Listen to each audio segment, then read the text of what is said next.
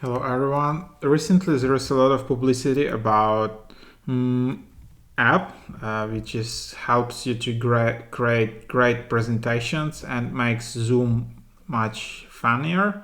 So yeah, let's just try to install it on Mac. So they just released Mac OS version.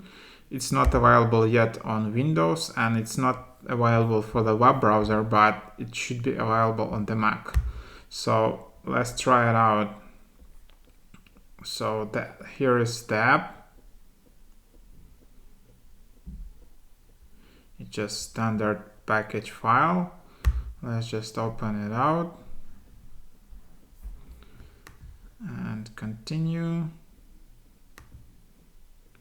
It requires 140 megabytes of space.